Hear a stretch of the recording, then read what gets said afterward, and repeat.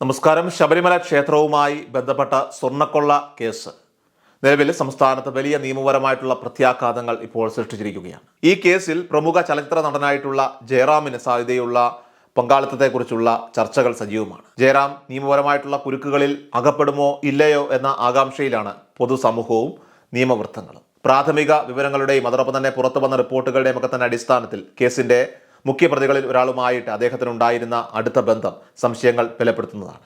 ഒരു പ്രമുഖ വ്യക്തി എന്ന നിലയിൽ സംഭവങ്ങളുടെ ഗൗരവം പൂർണ്ണമായിട്ട് മനസ്സിലാക്കിയില്ലെങ്കിൽ പോലും അദ്ദേഹത്തിൻ്റെ പ്രവർത്തനങ്ങൾ മോഷണം മുതൽ കൈവശം വയ്ക്കൽ എന്ന ഗുരുതരമായ കുറ്റത്തിൻ്റെ പരിധിയിൽ വരുമോ എന്ന ചോദ്യം പ്രസക്തമാവുകയാണ്. ഈ കേസിലെ പ്രധാന പ്രതികളിൽ ഒരാളായിട്ടുള്ള ഉണ്ണികൃഷ്ണൻ പോറ്റിയുമായി നടൻ ജയറാമിന് ദീർഘകാലമായുള്ളതും അടുത്തതുമായ ബന്ധമുണ്ടായിരുന്നുവെന്ന് അന്വേഷണ ഏജൻസികൾക്ക് വിവരം ലഭിച്ചിട്ടുണ്ട്. ശബരിമല ക്ഷേത്രത്തിലെ പ്രധാനപ്പെട്ട ഘടകമായിട്ടുള്ള ദ്വാരപാലക ശില്പത്തിൻ്റെ പാളികൾ ഇവിടെ നിന്ന് അനധികൃതമായി കടത്തിക്കൊണ്ടുപോയ സമയത്ത് ഉണ്ണികൃഷ്ണൻ പോറ്റി ഈ ശില്പഭാഗം ജയറാമിൻ്റെ സ്വകാര്യ വസതിയിൽ കൊണ്ടുവന്ന് പ്രത്യേക പൂജകൾ നടത്താൻ അവസരം തേടിയിരുന്നുവെന്നതാണ് നിർണായകമായ ആരോപണം. ജയറാം ഒരു തികഞ്ഞ ശബരിമല ഭക്തനും മറ്റ് ക്ഷേത്രങ്ങളിലെ ആചാരങ്ങളിൽ സജീവമായി പങ്കെടുക്കുന്ന വ്യക്തിയുമാണ്. അതിനാൽ ഒരു പുണ്യവസ്തു എന്ന നിലയിൽ ഈ ശില്പഭാഗം വീട്ടിൽ കൊണ്ടുവരുന്നതിനും പൂജകൾ നടത്തുന്നതിനും അദ്ദേഹം പൂർണ്ണ മനസ്സോടെ സമ്മതം നൽകി എന്നാണ് നമുക്ക് മനസ്സിലാക്കാൻ സാധിക്കുന്നത്. പൂജാ ചടങ്ങുകൾക്കായിട്ട് പ്രത്യേക ഒരുക്കങ്ങൾ നടത്തിയതും ഈ വിഷയത്തിൻ്റെ ഗൗരവം വർദ്ധിപ്പിക്കുകയാണ്. ശബരിമല അയ്യപ്പൻ്റെ ശില്പത്തിൻ്റെ പാളിയാണ് വരുന്നത് എന്ന വിശ്വാസത്തിൻ്റെ അടിസ്ഥാനത്തിൽ ജയറാം തൻ്റെ വസതി പ്രത്യേകം അലങ്കരിക്കുകയും പൂജകൾക്കായിട്ടൊക്കെ തന്നെ ഉചിതമായിട്ടുള്ള ചുറ്റുപാടുകൾ ക്രമീകരിക്കുകയും ചെയ്തു. ഈ ചടങ്ങുകളിൽ പങ്കെടുക്കുന്നതിനായിട്ട് തമിഴ് ചലച്ചിത്ര രംഗത്തെ പ്രമുഖരും ശബരിമല ഭക്തരുമായിട്ടുള്ള ഗംഗൈ അമരൻ അതോടൊപ്പം തന്നെ വീരമണി തുടങ്ങിയ അടുത്ത സുഹൃത്തുക്കൾ അദ്ദേഹം ക്ഷണിക്കുകയും ചെയ്തു. കൂടാതെ പങ്കജ് ഭണ്ഡാരി ഉൾപ്പെടെയുള്ള മറ്റ് വ്യക്തികളും ചടങ്ങിൽ സന്നിഹിതരായിരുന്നു.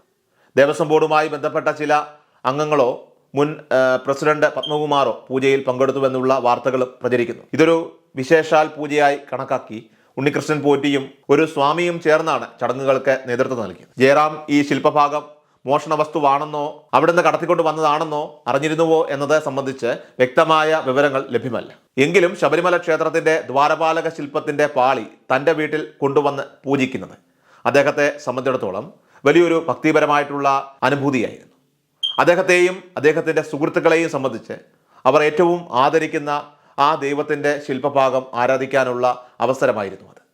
അവരുടെ ഭക്തിപരമായിട്ടുള്ള സമീപനം കാരണമാണ് ഈ ചടങ്ങിന് അദ്ദേഹം വഴങ്ങിയതെന്നും അത് വലിയൊരു ആത്മീയ ആഘോഷമായിട്ട് കൊണ്ടാടിയെന്നതും നമുക്ക് കരുതാൻ സാധിക്കും. എന്നാൽ ഈ പൂജ നടന്നത് അത് ശബരിമലയിലെ സ്വർണ്ണക്കൊള്ളയുടെ ഭാഗമായി ശില്പഭാഗങ്ങൾ അനധികൃതമായി കൈകാര്യം ചെയ്യുന്ന സമയത്തായിരുന്നു എന്ന വിവരമാണ് അദ്ദേഹത്തെ ഇപ്പോൾ ഈ ഒരു സംശയത്തിന് നിഴലിലേക്ക് നിർത്തുന്നത്. നിലവിലെ സാഹചര്യം അനുസരിച്ച് ശബരിമലയിലെ ഈ ദ്വാരപാലക ശില്പത്തിന്റെ പാളി മോഷ്ടിക്കപ്പെട്ടതോ അനധികൃതമായിട്ട് മാറ്റപ്പെട്ടതോ ആയ വസ്തുവായിരുന്നു. മോഷ്ടിക്കപ്പെട്ട വസ്തുവാണെന്ന് പൂർണ്ണമായിട്ട് അറിഞ്ഞില്ലെങ്കിൽ പോലും അത് പൂജയ്ക്കായിട്ട് സ്വീകരിക്കുകയും കൈവശം വയ്ക്കുകയും ചെയ്തത് അത് നിയമപരമായിട്ടുള്ള ഒരു വീഴ്ച തന്നെയാണ്.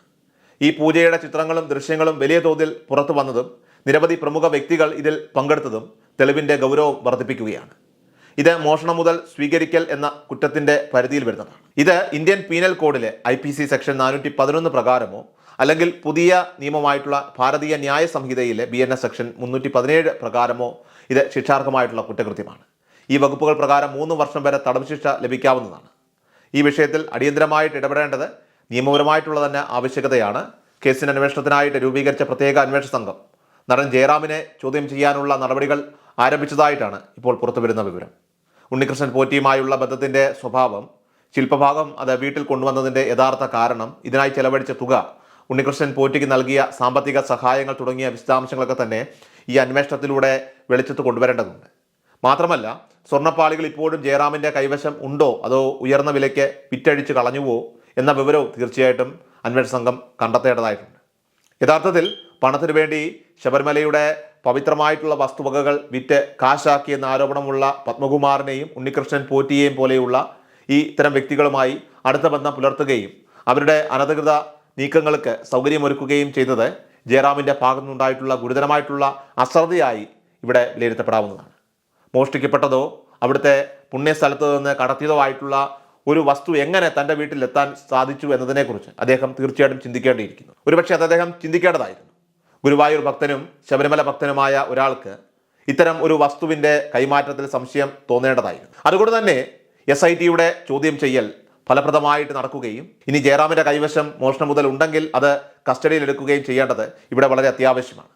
മോഷ്ടിക്കപ്പെട്ട വസ്തുക്കൾ കൈവശം വയ്ക്കുകയോ അതിന് ഒത്താശ ചെയ്യുകയോ ചെയ്താൽ അത് നിയമപരമായി തന്നെ ഗുരുതരമായിട്ടുള്ള കുറ്റകൃത്യമാണ്. ഒറിജിനൽ ശില്പഭാഗങ്ങളൊക്കെ തന്നെ വിറ്റ് പകരം ഡ്യൂപ്ലിക്കേറ്റ് വെച്ച കേസാണ് ഇതെന്ന് കരുതുന്ന പക്ഷം ആ ഒറിജിനൽ സാധനം അത് വീണ്ടെടുക്കാൻ ജയറാമിനെ ചോദ്യം ചെയ്യുന്നത് ഇവിടെ നിർണായകമാകും. അതിനാൽ മോഷണം മുതൽ സ്വീകരിക്കൽ എന്ന കുറ്റത്തിൻ്റെ അടിസ്ഥാനത്തിൽ ജയറാമിനെ പ്രതി ചേർക്കുന്നതിലേക്ക് അന്വേഷണം നീങ്ങാനും അറസ്റ്റ് രേഖപ്പെടുത്താനും സാധ്യതയുണ്ടെന്നും നിയമവിദഗ്ധർ തന്നെ ഇപ്പോൾ അഭിപ്രായപ്പെടുന്നുണ്ട്.